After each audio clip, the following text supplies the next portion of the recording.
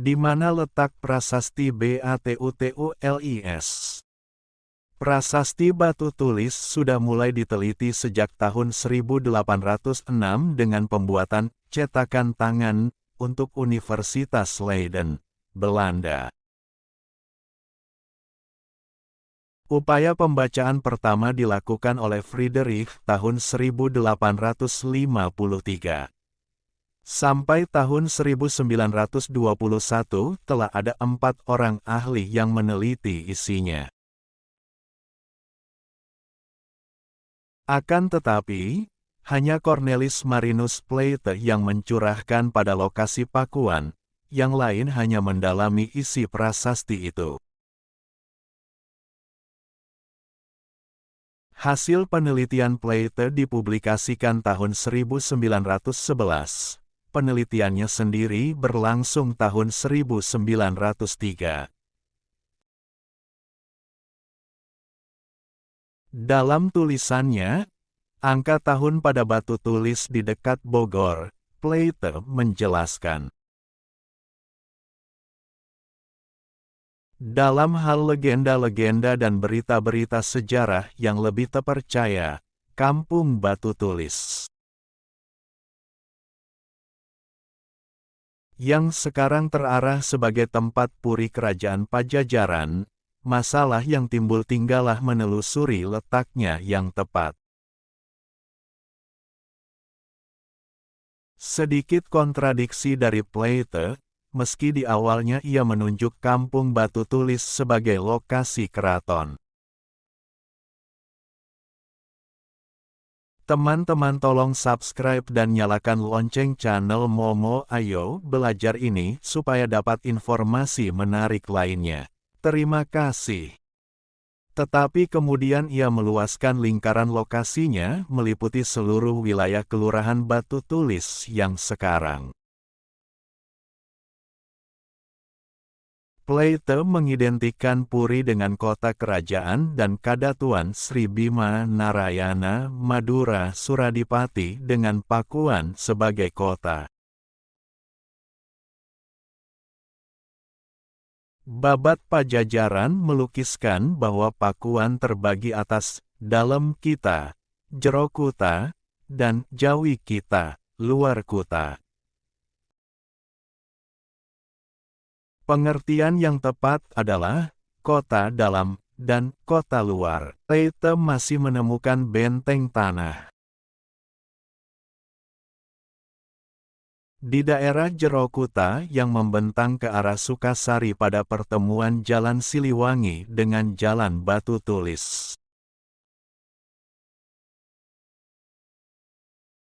Peneliti lain seperti Tendam menduga letak keraton berada di dekat Kampung Lawang Gintung, Bekas. Asrama Zeni Angkatan Darat. Suhamir dan Salmun bahkan menunjuk pada lokasi Istana Bogor yang sekarang. Namun pendapat Suhamir dan Salmun kurang ditunjang data kepurbakalaan dan sumber sejarah. Dugaannya hanya didasarkan pada anggapan bahwa Leuwi Sipatahunan, yang termasyhur dalam lakon-lakon lama itu terletak pada alur Ciliwung di dalam kebun raya Bogor. Menurut kisah klasik, Leuwi, lubuk, itu biasa dipakai bermandi-mandi para puteri penghuni istana. Lalu ditarik logika bahwa letak istana tentu tak jauh dari Leuwi Sipatahunan itu. Pantun Bogor mengarah pada lokasi bekas asrama resimen Cakrabirawa, Kesatrian, dekat perbatasan kota.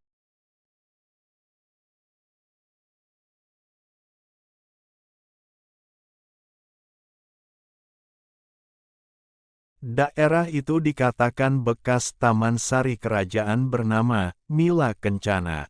Namun hal ini juga kurang ditunjang sumber sejarah yang lebih tua. Selain itu, Lokasinya terlalu berdekatan dengan kota yang kondisi topografinya merupakan titik paling lemah untuk pertahanan kota Pakuan. Kota Pakuan dikelilingi oleh benteng alam berupa tebing-tebing sungai yang terjal di ketiga sisinya. Hanya bagian tenggara batas kota tersebut berlahan datar. Pada bagian ini pula ditemukan sisa benteng kota yang paling besar. Penduduk Lawang Gintung yang diwawancarai Plato menyebut sisa benteng ini, Kuta Maneh. Sebenarnya hampir semua peneliti berpedoman pada laporan Kapiten Winkler, kunjungan ke Batu Tulis tanggal 14 Juni tahun 1690. Kunci laporan Winkler tidak pada sebuah hof, istana, yang digunakan untuk situs prasasti, melainkan pada kata, paseban. Dengan 7 batang beringin pada lokasi Gang Amil. Sebelum diperbaiki, Gang Amil ini memang bernuansa kuno dan pada pinggir-pinggirnya banyak ditemukan batu-batu bekas, balai, yang lama. Penelitian lanjutan membuktikan bahwa benteng kota Pakuan meliputi daerah Lawang Saketeng yang pernah dipertanyakan Plato. Menurut Kulsma, Lawang Saketeng berarti pintu gerbang lipat yang dijaga dalam dan luarnya. Kampung Lawang Saketeng tidak terletak tepat pada bekas lokasi gerbang. Benteng pada tempat ini terletak pada tepi Kampung Cincau yang menurun terjal ke ujung lembah Cipakancilan. Kemudian bersambung dengan tebing gang beton di sebelah bioskop Rangga Gading. Setelah menyilang Jalan Surya Kencana, membelok ke tenggara sejajar dengan jalan tersebut. Deretan antara Jalan Surya Kencana dengan Jalan Roda. Di bagian ini sampai ke Gardu Tinggi sebenarnya didirikan pada bekas fondasi benteng. Selanjutnya benteng tersebut mengikuti puncak lembah Ciliwung. Deretan kios dekat simpangan Jalan Siliwangi, Jalan Batu Tulis juga didirikan pada bekas pondasi benteng.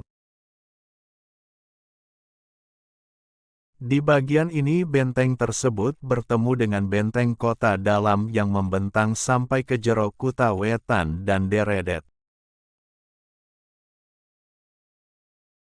Benteng luar berlanjut sepanjang puncak lereng Ciliwung melewati kompleks perkantoran PAM, lalu menyilang Jalan Raya Pajajaran.